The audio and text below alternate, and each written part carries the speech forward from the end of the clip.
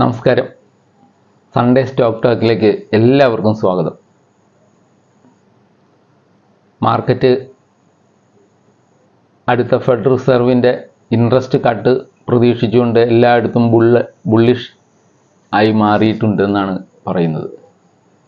അടുത്ത തന്നെ ഇതിൻ്റെ റേറ്റ് കട്ട് ഉണ്ടാകുമെന്ന് ഫെഡറൽ റിസർവ് സൂചന നൽകിയിട്ടുമുണ്ട്.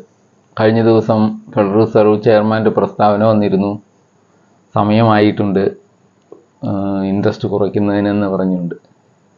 അത് എല്ലാ മാർക്കറ്റുകളെയും സ്വാധീനിക്കുന്ന ഒരു കാര്യമാണ്. ഈ അടുത്തിടെ ഉണ്ടായ എല്ലാ ഇതിനും മറുമരുന്നെന്ന നിലയിൽ അത് മാർക്കറ്റിനെ സ്വാധീനിക്കുമെന്നാണ് എല്ലാവരും കരുതുന്നത്. ഇന്ത്യയിലെ മാർക്കറ്റ് ഈ ആഴ്ച അല്ലെങ്കിൽ അടുത്ത ആഴ്ചകളിലൂടെ പുതിയ ഹൈകൾ കണ്ടെത്തുമെന്ന് എല്ലാവരും തന്നെ പ്രതീക്ഷിക്കുന്നുമുണ്ട്. 25,000 മുകളിലേക്ക് പോകും എന്ന് പ്രതീക്ഷ വന്നിട്ടുണ്ട് എല്ലാവർക്കും. ഇപ്പോൾ ഈ കഴിഞ്ഞ ആഴ്ച ക്ലോസ് ചെയ്യുന്നത് 24,800 മുകളിലാണ്. ഏറ്റവും ഹൈക്ക് അടുത്ത് തന്നെ എത്തിയിട്ടുണ്ട്. അപ്പോൾ മാർക്കറ്റ് അങ്ങനെ തന്നെയാകും പ്രതികരിക്കുക എന്ന് നമുക്ക് പ്രത്യാശിക്കാം. മറ്റു ചില ന്യൂസുകളിലൂടെ ഉണ്ട്. കഴിഞ്ഞ ക്വാർട്ടറിൽ ഇവിടെ FDI, അതായത് ഫോറിൻ ഡയറക്റ്റ് ഇൻവെസ്റ്റ്മെൻറ്റ് 26.4% വർധനവ് കാണിച്ചു എന്നാണ് പറയുന്നത്. സർവേ റിപ്പോർട്ടുകളൊക്കെ പുറത്തു വന്നിട്ടുണ്ട്. പിന്നെ ഒന്നുള്ളത് GQG, അതായത് അമേരിക്കൻ ഇൻവെസ്റ്റ്മെൻറ്റ് കമ്പനി രാജീവ് ജെയിൻ്റെ ഇൻവെസ്റ്റ്മെൻറ്റ് കമ്പനിയാണ്. അത് അംബുജയിൽ 1.8% ഷെയർ കൂടി വാങ്ങാൻ തീരുമാനിച്ചിട്ടുണ്ട്. അതായത് 2,750 കോടിയോളം രൂപ വീണ്ടും അദ്ദേഹം നിക്ഷേപിക്കാൻ തീരുമാനിച്ചു അംബുജ സിമെൻസിൽ. അംബുജ സിമെൻസ് കുറേ ഏറ്റെടുക്കലുകളൊക്കെ കഴിഞ്ഞ് അങ്ങനെ നിൽക്കുന്ന സമയമാണ്. അതിൻ്റെ ദക്ഷിണേന്ത്യയിലെ ഏറ്റവും വലിയ സിമൻറ്റ് നിർമ്മാതാക്കളായി തീരാൻ അദാനി തീരുമാനിച്ചിട്ടുണ്ട് എന്നാണ്. അപ്പോൾ അതിനനുസരിച്ച് അവർ പുതിയ ഏറ്റെടുക്കലുകളും കാര്യങ്ങളും എല്ലാം നടത്തുന്നതിൻ്റെ കൂടെയാണ് GQG ഇതുപോലെ ഒരു ഷെയർ പർച്ചേസുമായിട്ട് വന്നിട്ടുള്ളത്. എല്ലാവരും പ്രതീക്ഷിക്കുന്നുണ്ട്. അപ്പോൾ അംബുജ സിമെൻസ് ഇനിയും മുകളിലോട്ട് കയറുമെന്നായിരിക്കണം എന്നെനിക്ക് തോന്നുന്നു. അപ്പോൾ ഇത്തരം കാര്യങ്ങളൊക്കെ ശ്രദ്ധിക്കുക. വീണ്ടും പുതിയ ഹൈകൾ ഉണ്ടാകട്ടെ. മാർക്കറ്റിൻ്റെ ഒഴുക്കിന് വലിയ തടസ്സങ്ങൾ ഉണ്ടാകുന്ന ഒരാഴ്ചയാണെന്ന് പറയാൻ പറ്റില്ല. വലിയ തടസ്സങ്ങളൊന്നും കൂടാതെ തന്നെ അത് മുന്നോട്ട് പോകുമെന്നാണ് നമുക്ക് കാണാൻ കഴിയുന്നത്. അപ്പോൾ അതിൻ്റെ അനുസരിച്ച് തന്നെ നിങ്ങൾക്ക് നിങ്ങളുടെ സ്ട്രാറ്റജികൾ തീരുമാനിക്കുക, ട്രേഡിങ് തീരുമാനിക്കുക, ബൈ തീരുമാനിക്കുക. ഇതൊക്കെ നിങ്ങൾ തന്നെ ചെയ്യണം. കൃത്യമായ റിസർച്ചുകളോടെ ചെയ്യുന്നതായിരിക്കും എത്രയും നല്ലത്. ഞാനിവിടെ 3-4 ഷെയറുകളുടെ വിശേഷങ്ങൾ പറയുന്നുണ്ട്. അത് നിക്ഷേപത്തിനായിട്ട് പറയുന്നതൊന്നുമല്ല, നിങ്ങളുടെ ശ്രദ്ധയിലേക്ക് കൊണ്ടുവരികയാണ്. നിങ്ങളാണ് അതിൻ്റെ എല്ലാ രീതിയിലുള്ള കോൺസിക്വൻസും അനുഭവിക്കാനുള്ളത്. നിങ്ങളുടെ ക്യാഷാണ്. അപ്പോൾ നിങ്ങളതിനെ അതേ രീതിയിൽ ശ്രദ്ധിച്ച് കൂടുതൽ റിസർച്ചുകൾ നടത്തിയതിന് ശേഷം മാത്രം തീരുമാനങ്ങൾ എടുക്കുക, മുന്നോട്ട് പോവുക. എൻ്റെ ഈ വീഡിയോകൾ ആദ്യമായിട്ട് കാണുന്നവരൊക്കെ ആണെങ്കിൽ ഒന്ന് സബ്സ്ക്രൈബ് ചെയ്യാനോ കമൻറ്റ് ചെയ്യാനോ ലൈക്ക് ചെയ്യാനോ ഒന്നും മറക്കണ്ട. അടുത്തത് ഞാൻ പറയാൻ ഉദ്ദേശിക്കുന്നത് ഒരു 4 ഷെയറുകളുടെ കാര്യമാണ്. ഇതിനകത്ത് പ്രത്യേകത എന്താണെന്ന് വെച്ചാൽ, ഈ ഷെയറുകളുടെ എല്ലാം FIEs ആണ് കൺട്രോളിങ് ഷെയർ കൈകാര്യം ചെയ്യുന്നത്. അവരാണ് വലിയ നിക്ഷേപകർ ഷെയർ ഹോൾഡിംഗ് പാറ്റേൺ അനുസരിച്ച്. അപ്പോൾ എന്താണെന്ന് വെച്ചാൽ FIEs അതുകൊണ്ട് നിക്ഷേപിക്കണമെങ്കിൽ വെറുതെ ഒരു ഇതായിട്ട് നിക്ഷേപിച്ചിട്ടുണ്ടാകുമെന്ന് നമുക്ക് പറയാൻ പറ്റില്ല. അവർക്കതിൽ നിന്ന് നിക്ഷേപത്തിൽ നിന്ന് തികച്ചും ലാഭം എടുക്കാൻ അവർ ഉദ്ദേശിക്കുന്നുണ്ടാവും.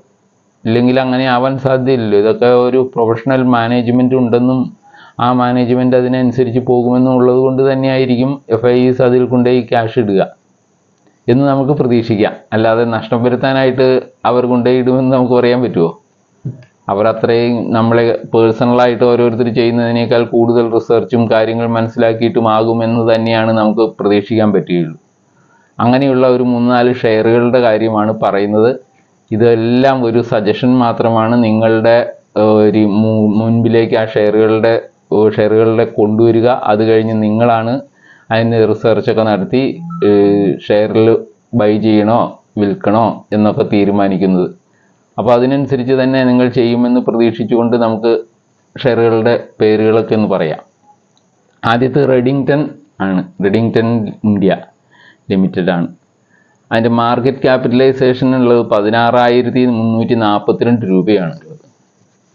ഇപ്പോൾ അത് 209 രൂപ ലെവലിൽ ട്രേഡ് ചെയ്യുന്നത്. അതിൻ്റെ അകത്ത് FISൻ്റെ നിക്ഷേപം ഷെയർ ഹോൾഡിംഗ് പാറ്റേണിനനുസരിച്ച് ഷെയർ എത്ര ശതമാനമാണെന്ന് വെച്ചാൽ 57.87% ഷെയർ കൈകാര്യം ചെയ്യുന്നത് FIS ആണ്. അതിനകത്ത് DIs, അതായത് ഡൊമസ്റ്റിക് ഇൻസ്റ്റിറ്റ്യൂഷണൽ ഇൻവെസ്റ്റേഴ്സിന് 18.14% ഷെയറാണുള്ളത്. പബ്ലിക്കിന് 24% ഷെയർ ഉണ്ട്. അതാണ് റെഡിങ്ടൺ ഇന്ത്യ ലിമിറ്റഡിൻ്റെ കാര്യങ്ങൾ. അപ്പോൾ നിങ്ങൾ തീരുമാനിക്കേണ്ടത് എന്താണെന്ന് വെച്ചാൽ അതിൻ്റെ ഏറ്റവും ഉയർന്നു നിൽക്കുന്നതിന് അടുത്തെത്തി നിൽക്കുന്ന ഒരു സമയമാണ്. ഏറ്റവും ഉയർന്ന നിലവാരത്തിലേക്ക് വന്നിരിക്കുകയാണ്. 238 ഹൈ കാണിച്ച്, ഇയർ ഹൈ 136 ലോയും കാണിച്ചിട്ടുണ്ട്. അപ്പോൾ 209 എന്ന് പറയുന്നത് അതിനനുസരിച്ച് ഹൈയിലേക്ക് വന്നിരിക്കുകയാണ്. നിങ്ങളത് ശ്രദ്ധിച്ച് അതിനനുസരിച്ച് തന്നെ നിങ്ങൾ അതിനെ വാച്ച് ചെയ്ത് ട്രേഡ് ചെയ്യണം. വാങ്ങുകയാണെങ്കിൽ മാർക്കറ്റ് ഇത്രയും ഉയർന്നു നിൽക്കുമ്പോൾ തീർച്ചയായിട്ടും അതിനൊക്കെ ഒരു റിസ്ക് ഉണ്ട്. എന്നാൽ തന്നെയും വലിയ താഴ്ചകൾ പ്രതീക്ഷിക്കാണ്ടാത്ത ചില ഷെയറുകളായതുകൊണ്ടാണ് ഞാനതിനെ നിങ്ങളുടെ മുന്നിലേക്ക് കൊണ്ടുവരുന്നത്. FIS ആണ് ഇതിൻ്റെയൊക്കെ കൺട്രോൾ ചെയ്യുന്ന ഷെയർ ഹോൾഡിംഗ് ഉള്ളത് FISനാണ്. അതും നിങ്ങൾ മറക്കണ്ട. ഇതൊക്കെ ഒരു പ്രൊഫഷണലി മാനേജ് ചെയ്യുന്ന കമ്പനികളായതുകൊണ്ട് അവർക്ക് വിശ്വാസമുള്ളത് കൊണ്ടായിരിക്കുമല്ലോ അവരതിൽ നിക്ഷേപിച്ചിരിക്കുന്നത്. അങ്ങനെയുള്ള വ്യത്യാസങ്ങളുണ്ട്. അതാണ് റെഡിങ്ടൺ 209 ട്രേഡ് ചെയ്യുന്നു. മറ്റൊന്ന് സാമി ഹോട്ടൽസ് ആണ്. നിങ്ങളെല്ലാവർക്കും അറിയാവുന്ന ഹോട്ടലായിരിക്കും ഇത്. എല്ലാ ഹോട്ടൽ ശൃംഖലകളുമായിട്ടൊക്കെ കൃത്യമായ ടൈഅപ്പോട് കൂടി പ്രവർത്തിക്കുന്ന ഒരു ഹോട്ടലാണ്. ആ കമ്പനിയുടെ മാർക്കറ്റ് ക്യാപിറ്റലൈസേഷൻ എന്ന് പറഞ്ഞാൽ 4,616 രൂപയാണ്. കറണ്ട് പ്രൈസ് എന്ന് പറഞ്ഞാൽ 210 ആണ്. ഇയർലി ഹൈ 238, 127 രൂപയാണ് ലോ കാണിച്ചിട്ടുള്ളത്. അപ്പോൾ അതിനകത്ത് ഇതിൻ്റെ ഫോറിൻ ഇൻസ്റ്റിറ്റ്യൂഷണൽ ഇൻവെസ്റ്റേഴ്സിൻ്റെ നിക്ഷേപം എന്ന് പറഞ്ഞാൽ 63.4% ഫോറിൻ ഇൻസ്റ്റിറ്റ്യൂഷനിലാണ് അതിൻ്റെ ഷെയർ കൈകാര്യം ചെയ്യുന്നത്. ഡൊമസ്റ്റിക് ഇൻവെസ്റ്റേഴ്സിന് 17.8% ഉണ്ട്. അവിടെ 19% പബ്ലിക്കിൻ്റെ ഷെയർ ഹോൾഡിംഗ്. അതാണ് സാമി ഹോട്ടൽസ്. സാമി ഹോട്ടൽസ് നല്ല റിപ്പോർട്ടുകൾ പുറത്തുവിട്ടതാണ് കഴിഞ്ഞ വർഷങ്ങളിലൊക്കെ. അപ്പോൾ അതുകൊണ്ട് അതിങ്ങനെ ആവും എന്നൊന്നുമല്ല. അതിൻ്റെ ഹോട്ടലുകളുടെ അല്ലെങ്കിൽ ട്രാവൽസുമായി ബന്ധപ്പെട്ട ടൂറിസവുമായി ബന്ധപ്പെട്ട മേഖലയ്ക്കൊക്കെ ഉണർവുണ്ടാകുമെന്നുള്ള പ്രതീക്ഷയാണ് എല്ലാവർക്കും ഉള്ളത്. അങ്ങനെ ആ ഒരു ലൈം ലൈറ്റിലേക്ക് വരാനിടയുള്ള ഒരു ഹോട്ടലാണ് സാമി ഹോട്ടൽസ്. അപ്പോൾ അതിനെ ഒന്ന് ശ്രദ്ധിക്കാവുന്നതാണ്. FISൻ്റെ നിക്ഷേപം എന്ന് പറഞ്ഞാൽ 63.4% ഷെയർ ഹോൾഡ് ചെയ്യുന്നത് FIS ആണ്. മറ്റൊരു ഷെയറാണ് ഡെലിവറി. ഇപ്പോൾ മാർക്കറ്റിൽ കുറേ ആയി അങ്ങനെ ചർച്ച ചെയ്യപ്പെടുന്ന ഒരു ഷെയറാണ്. ഒരുപാട് ആയിട്ടില്ല അതിൻ്റെ IPO നടന്നിട്ട്. അപ്പോൾ IPOയും അതുമായി ബന്ധപ്പെട്ടുള്ള കാര്യങ്ങളെല്ലാം വളരെയേറെ വിശദമായി 2022 ആയിരിക്കണം വന്നതെന്നാണ് എൻ്റെ ഓർമ്മ. കൃത്യമായിട്ടില്ല, ഞാൻ ഓർക്കുന്നില്ല. എന്നാലും അതിന് ആ രീതിയിൽ അതിൻ്റെ മാർക്കറ്റ് ക്യാപിറ്റൽ എന്ന് പറയുന്നത് 31,629 കോടിയാണ്. കറണ്ട് മാർക്കറ്റ് പ്രൈസ് അതിൻ്റേത് 428 ഹൈ കാണിച്ചിരിക്കുന്നത് 488, ലോ കാണിച്ചിരിക്കുന്നത് 354. 52 വീക്ക് ഹൈയും ലോയും ആണ് കേട്ടോ.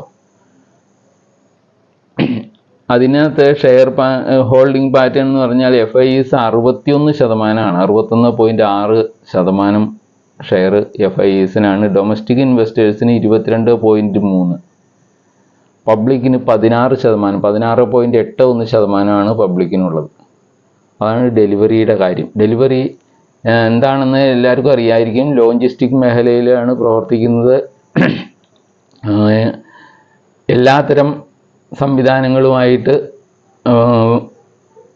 ലോജിസ്റ്റിക് മേഖലയിലെ ആധിപത്യം തന്നെ നേടിയെടുക്കാൻ കഴിവുള്ള ഒരു കമ്പനിയാണെന്ന് ആണ് ഞാൻ വിചാരിക്കുന്നത് ഡെലിവറിക്ക്. ആ രീതിയിൽ അതിൻ്റെ പ്രവർത്തനങ്ങൾ മുന്നോട്ട് പോകുന്നുണ്ട്. പിന്നെ മാർക്കറ്റിൽ വന്ന പുതിയ കമ്പനികളാണ്, പുതിയ കാലത്തിൻ്റെ കമ്പനിയാണ് ഡെലിവറി. അപ്പോൾ അതിനനുസരിച്ചൊക്കെയുള്ള പല ഷെയറുകളും പുതിയ IPO വന്നിട്ട് താഴെയായിരുന്നു, അങ്ങനെയൊക്കെയുള്ള ഇത് നമ്മൾ കണ്ടിട്ടുണ്ട്. അതിനനുസരിച്ച് അതിനൊരു മൂവ്മെൻറ്റ് വന്നു തുടങ്ങുന്നു എന്ന് ഞാൻ പ്രതീക്ഷിക്കുന്നു. അടുത്തത് കാർടെക്കാണ്, കാർ ട്രേഡ് ടെക്. അതും ഇതുപോലെ ഒരു ന്യൂ ജനറേഷൻ കമ്പനിയാണ്. യൂസ്ഡ് കാർസും ഒക്കെ സെല്ല് ചെയ്യുന്ന ഒരു പ്ലാറ്റ്ഫോം. അത് കാറിലെ എല്ലാ വാഹനങ്ങളുടെയും റീസെല്ലിങ് നടത്തുന്നു. മറ്റ് ഓൺലൈനായിട്ടുള്ള എല്ലാ സാധ്യതകളും ഉപയോഗപ്പെടുത്തുന്ന ഒരു പുതിയ കമ്പനിയാണ്. ഇപ്പോൾ 2 വർഷമായിട്ടുള്ളൂ അതിൻ്റെ IPO വന്നിട്ട്. അതിൻ്റെ മാർക്കറ്റ് ക്യാപ്പ് എന്ന് പറയുന്നത് 4251 കോടിയാണ്. ഇപ്പോൾ അത് 899 രൂപയിലാണ് ട്രേഡ് ചെയ്യുന്നത്. ഇതിൻ്റെ ഏറ്റവും കൂടിയ 52 വീക്ക് ഹൈ എന്ന് പറഞ്ഞാൽ 974, 506 52 week law.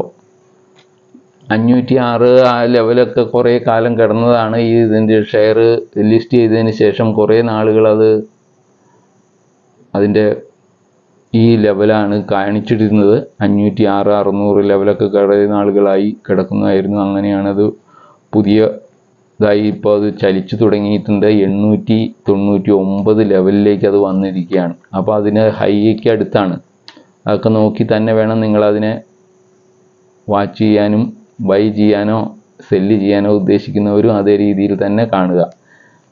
Share holding pattern പറഞ്ഞാൽ ഇതുപോലെ FIs തന്നെയാണ് മെജോറിറ്റി. അതിനകത്ത് 59.31% ഷെയർ FIs കൈകാര്യം ചെയ്യുന്നു. DISന് 12.91, പബ്ലിക്കിനുള്ളത് 28%. അപ്പോൾ ഇതുപോലെ FIs ആണ് ഇത് ഷെയർ ഇവരെല്ലാം നിയന്ത്രിക്കുന്നതെന്ന് വേണമെങ്കിൽ പറയാം. പ്രൊഫഷണലി മാനേജറായിട്ടുള്ള കമ്പനികൾ പലതും അങ്ങനെ FIs കൂടുതൽ നിക്ഷേപമുള്ള ഷെയറുകളുണ്ട്.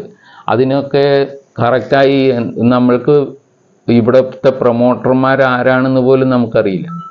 പലപ്പോഴും അങ്ങനെയുള്ള ഇതൊന്നും ഇല്ലാതെയാണ് ഇത്തരം കമ്പനികളെല്ലാം നിൽക്കുന്നത്. അവർക്ക് പ്രൊഫഷണലായി മാനേജ് ചെയ്യുന്ന ഒരു മാനേജ്മെൻറ്റ് സംവിധാനം ഉണ്ടാവും. അപ്പോൾ അതിനനുസരിച്ചായിരിക്കും അവരുടെ പ്രവർത്തനങ്ങളെല്ലാം നീക്കുക.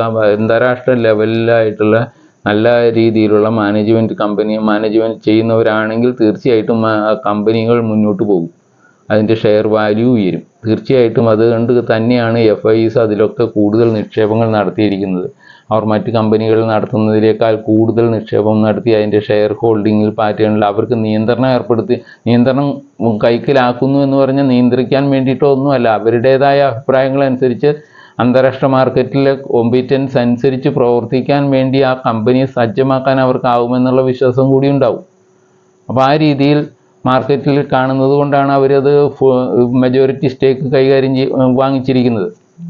അപ്പോൾ ഈ ഇത്തരം കാര്യങ്ങളെല്ലാം കണ്ടിട്ട് വേണം അതിൻ്റെ നിക്ഷേപം നടത്താൻ. എല്ലാ തവണയും ഉയർന്നു പോകും എന്നുള്ള പ്രതീക്ഷയൊന്നുമല്ല ഷെയർ മാർക്കറ്റിൽ എനിക്കുള്ളത്. ഈ കമ്പനികൾക്കുടെ ഷെയറുകൾക്കും താഴ്ചകളും അതിൻ്റെ പ്രവർത്തനം അനുസരിച്ച് അതിന് മുന്നേറ്റങ്ങളും ഉണ്ടാകും.